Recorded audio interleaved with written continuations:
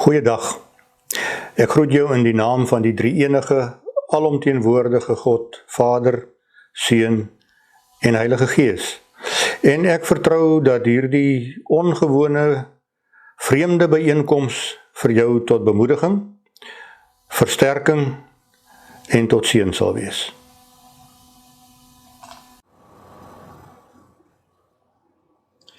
Wanneer ons moeilike, onseker, uitdagende en selfs bedreigende omstandighede ervaar soos wat ons dit nou ervaar, dan is dit menslik dat ons begin fokus op die hier en op die nou, op die omstandighede, op die realiteite waarmee ons te kampe het. Maar dan loop ons die gevaar om perspektief te verloor, om metafories gesproke gedeeltelik ons sig te verloor.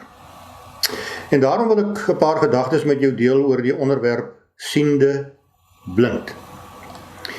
Maar ek gaan egter die uitdrukking iets wat anders as normaalweg gebruik.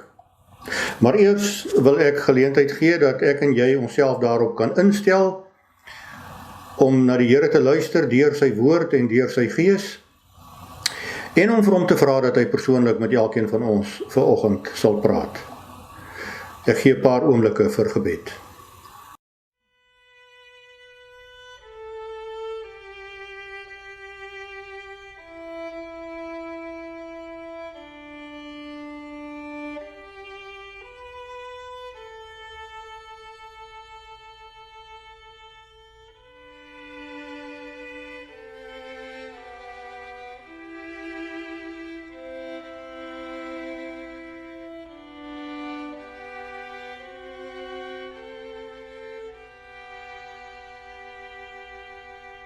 Here, dankie dat ek nie iewers heen hoef te gaan om met een ontmoeting te hê.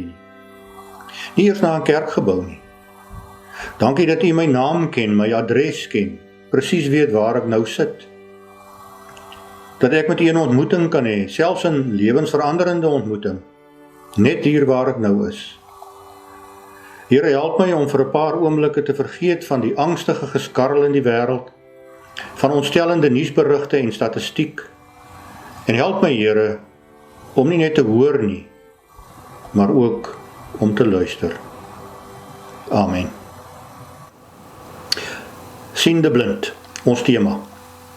Ons almal is bewus van die vreemde, ongekende situasie wat ons tans beleef.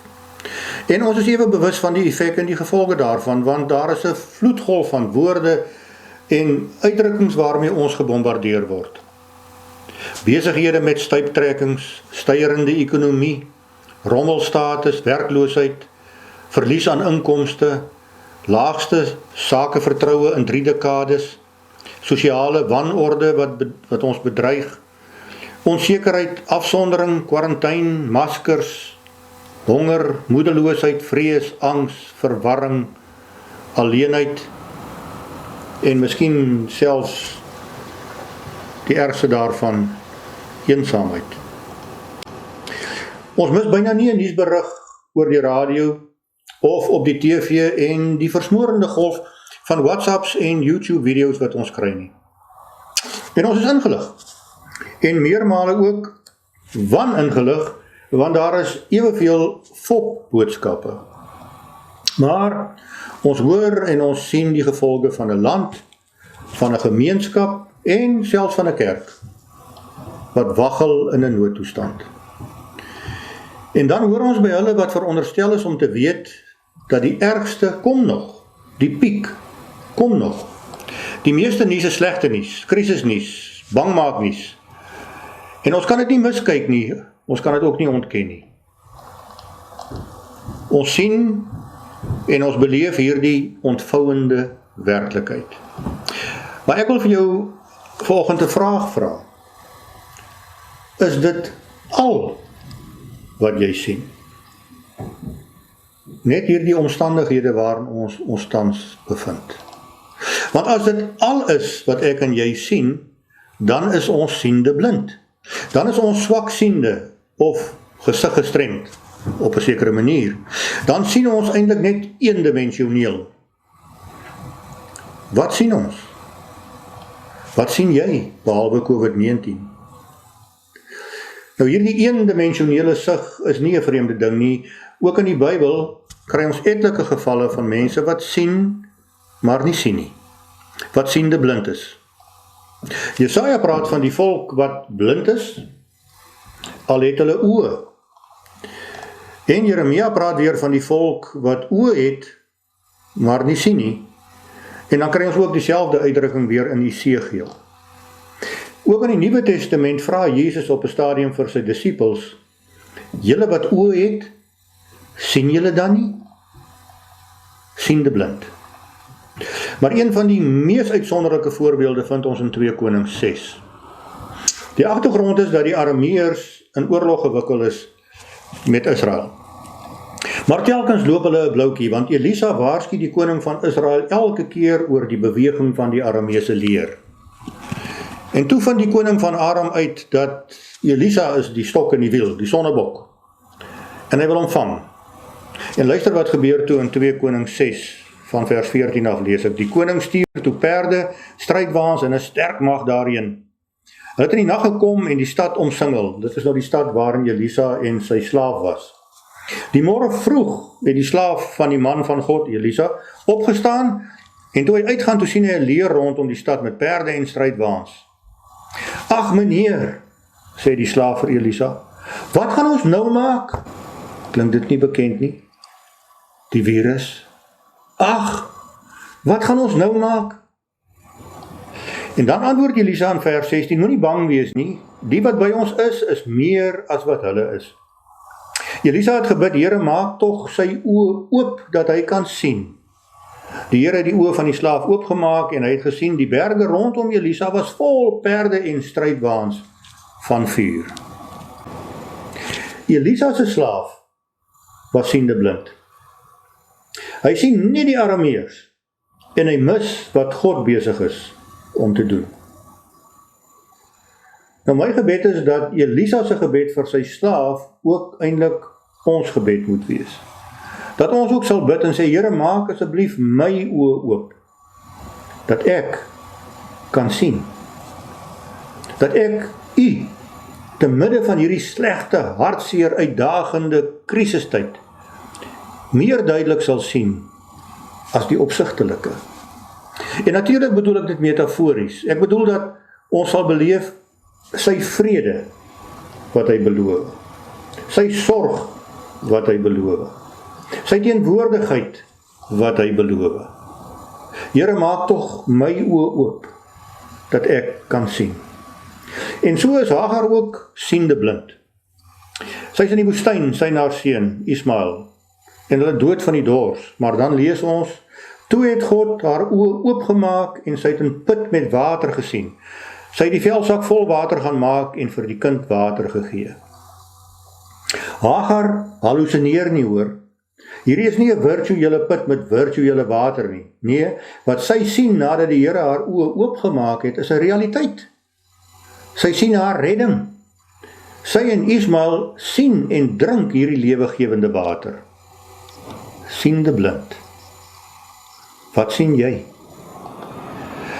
Dalk net die opsigtelike feite of die realiteite rondom ons. Dalk mis ons 'n ander realiteit.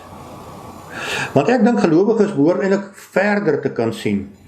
Iets anders te kan sien. Meer te kan sien as ongelowiges. Here, maak tog my oë oop, dat ek in hierdie tyd kan sien. En nou kan mense natuurlik vra, is hierdie sien van gelowiges nie maar net 'n klug nie? Is dit nie maar 'n ontvlugting of om te ontkom van die werklikheid nie, 'n ontkenning, 'n soort verdedigingsmeganisme nie? Nee, dis slegs 'n klug as ons geloof ook 'n klug is. Dit is slegs 'n klug indien alles waarin ons glo 'n makabere stuk misleiding is. Dit is slegs 'n klug as ek my al vir meer as 60 jaar lank misgis met sy liefde, met sy sorg, met sy vrede en met sy teenwoordigheid. Jesaja 6 begin met hierdie snak na jou asem woorde. In die jaar van koning Usia se dood het ek die Here gesien. Mag dit waar wees en mag dit waar word dat ek en jy ook metafories sal kan getuig. In die grendeltyd van 2020 het ek die Here gesien. Siende blind? Nee, eerder blindes wat nou weer kan sien. Omdat hulle geestesoë oopgegaan het. Omdat hulle nou vir Jesus sien. Die Hebreërbriefskrywer vergelyk ons lewe met 'n wedloop. En dan gee hy vir ons die wenresep in hoofstuk 2 vers 2 as hy sê, ons oë vasgenaal op Jesus, die voorganger en die volëinder van ons geloofswedloop. So vertaal die PVA dit. Here, maak tog my oë oop, dat ek kan sien. Daar is 'n bekende gospelliedjie, wat juis hierdie selfde woorde so verwoord. Open our eyes, Lord. We want to see Jesus. Nie siende blind nie, maar ons oë vasgenaal op Jesus. Nou, sommige van julle weet dat ek besig is om my sig te verloor. En deur die jare het so baie mense al vir my gebid, en gebid dat my sig sal herstel. En elke keer raak dit my baie diep as dit gebeur, maar die een gebed wat ek nooit sal vergeet nie, was toe iemand eendag nie bid dat ek weer normaal sal kan sien nie, maar dat soos wat ek fisies minder en swakker sien, ek geestelik meer en beter sal kan sien. Nou vroeër vanjaar het ek in Botswana 'n retreat vir predikante en hulle vrouens van die Dutch Reformed Church in Botswana gefasiliteer, en in daardie tyd het ek besef hoe nodig ek hierdie gebed het. Hierdie gebed om geestelik skerp van sig te kan wees, om geestelik ver te kan sien, om vir God in 'n situasie te kan sien. En toe skryf ek my gebed een nag neer, sodat ek dit weer en weer kan oorlees en gereeld kan bid. En ek wil voorbarig wees en ek wil afsluit vanoggend deur vir jou te lees hierdie gebed wat in my gebore is een nag daar tussen die kameeldorings en die rooi sandduine van die Galagadi. Here, soos wat ek swakker sien, minder sien, en hierdie skadu-net wêreld waarin ek leef donkerder word, laat my geestelike oë beter sien, meer sien, verder sien, dieper sien, asseblief vir u sien. Siende blind? Sien ons net die effek en die bedreiging van die virus? Of leef ons met ons oë vasgenaal op Jesus? Amen.